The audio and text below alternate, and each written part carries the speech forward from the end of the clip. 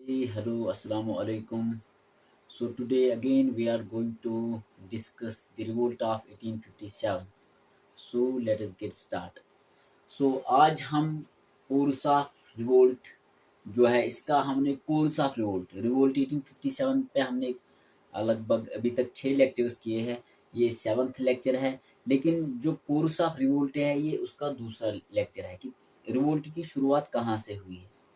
तो course of revolt का जो पहला लेक्चर था उसमें मैंने आपको बोला कि 29 मार्च 1857 को रिवोल्ट स्टार्ट हुआ बारकपुर यानी कि वेस्ट बंगाल में। उस टाइम जो कोलकाता था वहाँ पे स्टार्ट हुआ। फिर क्या हुआ, आज का जो लेक्चर है, फिर अप्रैल टू मई जो है, ये जो मंथ्स है इनके बीच में क्या हुआ, इन 2 मंथ्स में क्या हुआ कि रिवोल्ट जो है बारकपुर से निकलकर यूपी के मीरठ में पहुंचता गया। जो यूपी में इंडियन सिपाहीज थे वहां पे, तो वहां तक ही रिवोल्ट फैलता गया।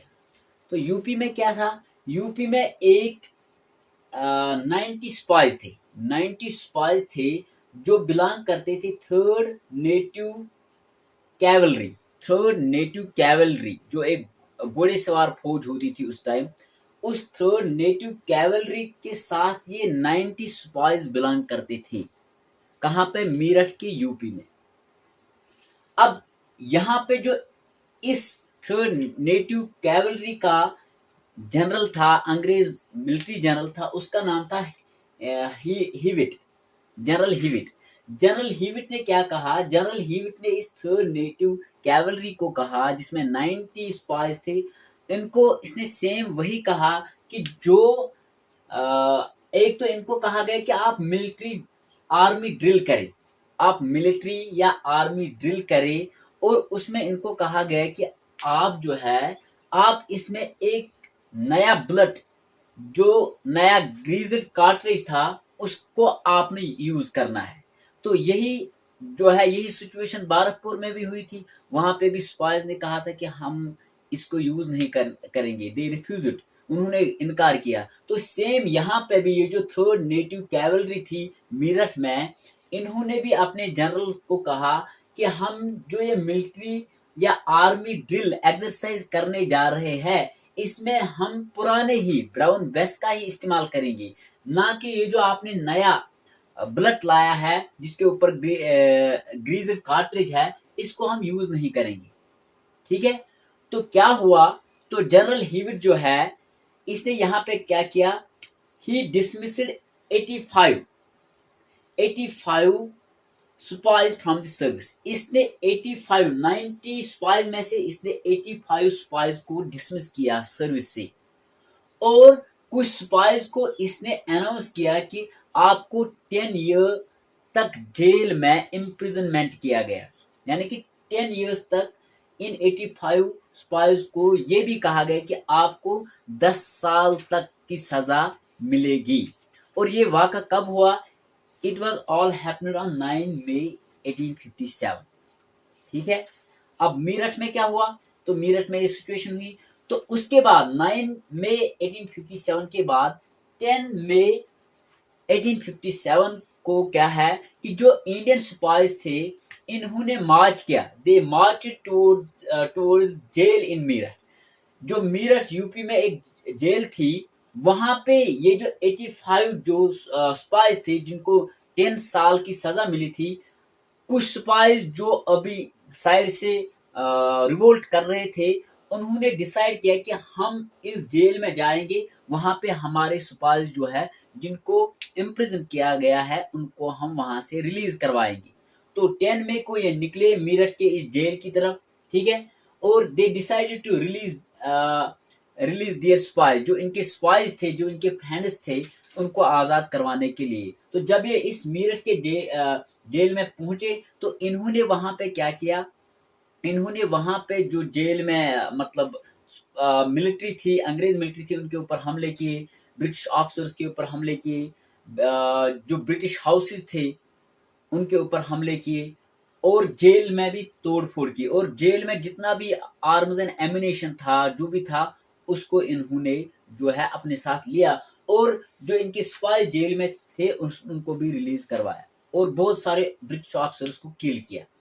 उसके बाद क्या हुआ, और यहाँ पे 10 मई को और एक सिचुएशन हुई कि एक नारा लगाया गया, एक स्लोगन दिया गया कि मारो फिरंगियों को, मारो फिरंगियों को। फिरंगी उस टाइम फॉरिनर्स को कहा जाता था, उस टाइम सॉरी ब्रिटिशर्स को कहा जाता था। तो एक सिपाही ने एक स्लोगन दिया कि ये जो फॉरिनर्स है इनको मारो, इनको यहाँ से हमने भगाना है, ठीक है, हमने इंडिया को आजाद करवाना है। तो फिर 10 मई के बाद जो है 10 मई के नाइट में ही ये स्पाइस अब जो है रात को निकले दिल्ली की तरफ। तो दिल्ली ये पहुंचे सुबह 11 मई के मॉर्निंग में। उसमें क्या, इस 11 मई को जब ये यहाँ से 10 मई को शाम को निकले तो 11 मई इन द मॉर्निंग सुबह ये दिल्ली पहुंचे। लेकिन इस दिल्ली में जब ये पहुंचे, ये स्पाइस आए थे, ये एक बैंड ऑफ स्पाइस था जो मीरठ से आए थे, जिन्होंने अपने और स्पाइस को रिलीज करवाया था और वहां से आर्म्स एंड एमिनेशन लिया था। फिर ये 11 मई को पहुंचे, ये ग्रुप था, मीरठ से निकले और ये रेड फोर्ट दिल्ली पहुंच गई, ठीक है। दिल्ली में भी इन्होंने सेम वही तरीके का तोड़ फोड़ किया, ठीक है। और अब इन्होंने कहा यहाँ पे कि हमें जो है मुगल गवर्नमेंट को दोबारा रेस्टोर करना है, जो मुगल एम्पायर है उसको हमने दोबारा रेस्टोर करना है। तो इन्होंने कहा, ये रेड फोर्ट गए। रेड फोर्ट में उस टाइम बहादुर शाह सेकंड जो थे ये वहां पे ही इनकी रहाइश थी, ठीक है।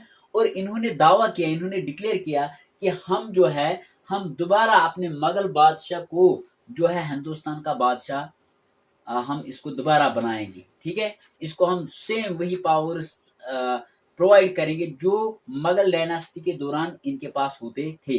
तो इन्होंने दावा किया, they proclaimed as Bahadur Shah as their Shahenshah Hindustan.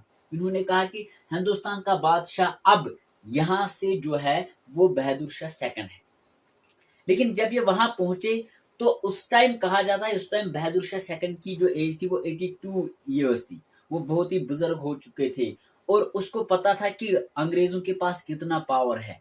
वो नहीं चाहता था कि मैं अपने आप को कहूं कि मैं शहनशाह हिंदुस्तान दोबारा हूं या दोबारा बन सकता हूं, क्योंकि उसको डर था कि ब्रिटिशर्स के पास बहुत ज्यादा पावर है। लेकिन इन स्पाई जो ये बैंड स्पाइस है, जब ये दिल्ली पहुंचे तो दिल्ली में जो लोकल स्पाइस थे, इंडियन स्पाइस, वो भी इस बैंड के साथ मुलवस हुए।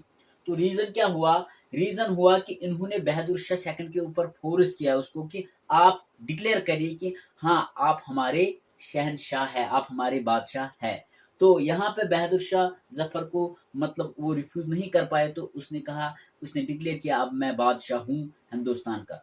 और उसने उस टाइम जो बाकी टेरिटरीज थी जहाँ पे नवाब थे या प्रिंसेस रूल करते थे, मगल्स का रूल क्या था, मुगल्स जब रूल करते थे तो उन्होंने प्रोविंसेस बनाई थी, उन प्रोविंसेस में उन्होंने गवर्नर्स नवाब रखे थे जिनको उन्होंने कुछ अथॉरिटी पावर दिया था। अब यहाँ पे भी सेम बहादुर शाह ने क्या किया, इसने एक लेटर लिखी सारे नवाब्स को कि आप सेम वही तरीका अपनाए जो आप मुगल्स के पास जब रियल पावर था, जिस तरीके से आप मुगल्स के अंडर रूल करते थे, हमारे जो आपको हमने अथॉरिटी दी थी उसके हिसाब से आप रूल करते थे, आप सेम यहाँ से वही करिए। आप ब्रिटिशर्स का आप यहाँ से जो भी ब्रिटिशर्स कहेंगे उसको आप रिफ्यूज करें। तो यहाँ पे बहादुर शाह को मतलब जो है ना कि यहाँ पे दबाव बनाया गया कि आप कहिए कि मैं आप शहनशाह हिंदुस्तान हूँ, ठीक है। अब उसके बाद क्या है, इसी टाइम पे जो बहादुर शाह की वाइफ थी जिसका नाम था जीनत महल, जिसको महक परी भी कहा जाता था, उसी को असल में डिफेक्टो एम्प्रेस कहा गया था। यानी कि बहादुर शाह को कहा गया कि आप शहनशाह हिंदुस्तान हैं, लेकिन वो बुजुर्ग थे, वो कुछ नहीं कर पाते थे। लेकिन इसके बदले जो शहनशाह जो बहादुर शाह या शहनशाह हिंदुस्तान का जो पावर था रियल में, डिफेक्टो मीन्स रियल में उसको इस्तेमाल करती थी अब कौन, वो थी बहादुर शाह की वाइफ जिसका नाम था जीनत महल, ठीक है। ये रियल डिफेक्टो एम्प्रेस बनी, ठीक है। तो उसके बाद क्या हुआ, विद इन अ मंथ जो है पूरी दिल्ली को कैप्चर किया गया बाय दी स्पाइस। जो ये एक तो वहां दिल्ली के लोकल स्पाइस थे और जो मीरठ से स्पाइस आए थे, इन्होंने दिल्ली में पूरा रिवोल्ट किया और वहां से ब्रिटिशर्स को भगाया और पूरी दिल्ली को कैप्चर किया विद इन अ मंथ के अंदर ही इन्होंने दिल्ली को कैप्चर किया। अब ये सारी सिचुएशन हुई। अब हम देखेंगे कि कौन से एरियाज इफेक्ट हुए रिवोल्ट से, यानी कि किन किन एरियाज में रिवोल्ट के असरात देखने को मिले 1857 में। तो यहाँ पे अगर हम देखेंगे जो नॉर्थ इंडिया इस वक्त है वो पूरा रिवोल्ट में मतलब इन्वॉल्व था।